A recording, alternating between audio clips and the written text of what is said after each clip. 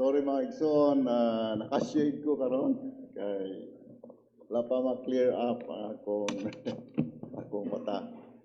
Makakita na ko magsoon, pili na po ko mag-atay ko.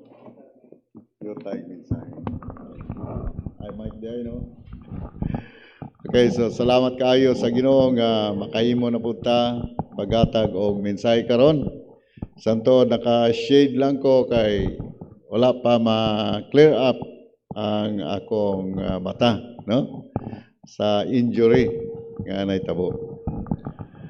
Okay, so atong yatag karon maigsoon ang atong katapusan nga pagsubay nining libro sa Hebreo kapitulo 13 bersikulo 7. So atong basahon maigsoon unsay gisulti dinhi.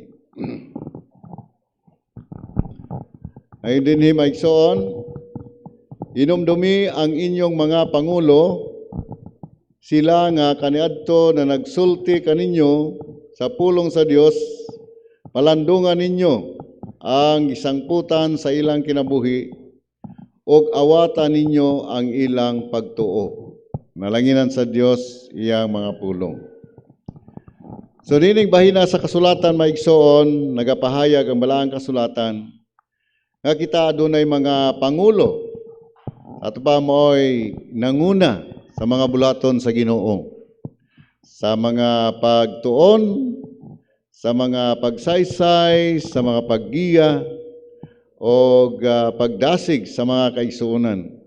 Dunay mga nangauna kanato maigsoon. O mao kini ang giingon sa balaang kasulatan nga atong hinumduman sila. Ang bot pasabot dinhi mga kaigsunan, gikuha na sila sa Ginoo. Wala na, dili na nato sila makaistorya, dili nato sila makauban. Tuwa na sila sa laing kinabuhi. O muna, ato na lang mapamalandungan lamang ang ilang mga kinabuhi. Mahimong kana sila mga minahal po nato sa kinabuhi. Ato bang papa, ato bang mama, ato bang igsuon, ato bang mga auntie, mga uncle, o uban pa, mga magwawali, mga ministro, o mga ebanghelista. Susama kanila mga kaigsuonan. So, mao gid ang kinabuhi sa kalibutan, di man ta pirmaminti sa kalibutan, may panahon man gayon nga kuhaon na ta sa Ginoo. So mo ni nga gihatag ni nga mga bersikulo maigsoon para kanatong tanan. So inumduman nato ang mga nangulo kanato sa una. Sa ato pa wala na sila. So kung atong inumduman sila maigsoon, mo unta kini mo'y maka palig-on kanato sa pagpadayon sa atong pagtuo.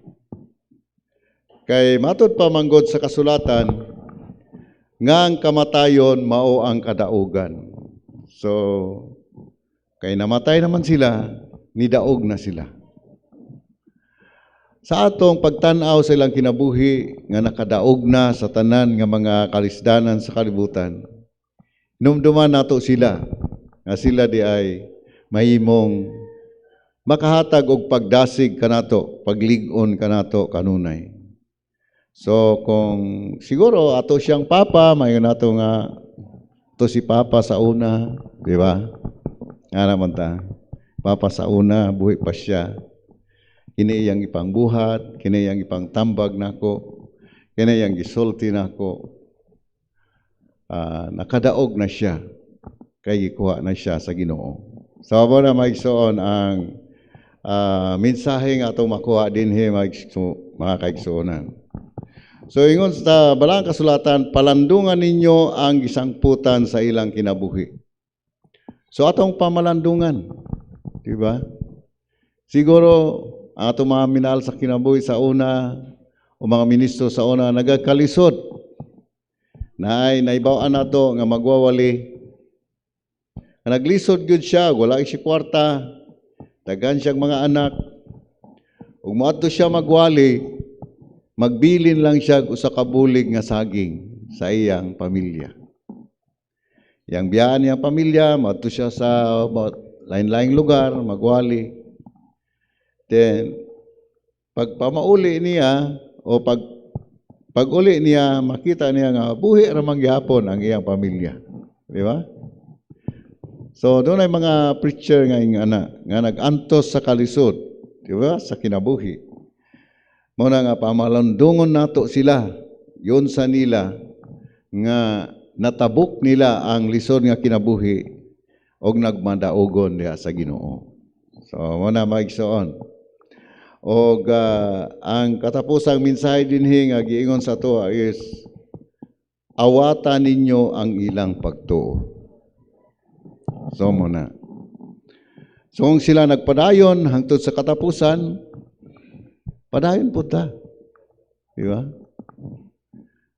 Samtang ni atas kalibutan, daghang mga butang alantuson, nga angay natong buhaton, nga kalisdanan, sila kay nahuman na magyud sila, kabalo man ta sa ilang kalisod sa una, balo man ta sa ilang gisagubang sa una, panahuman ra gyud nila hangtod sa ilang kamatayon. So kita mahuman ra po nato, di ba? Awaton nato sila matod sa balaang kasulatan.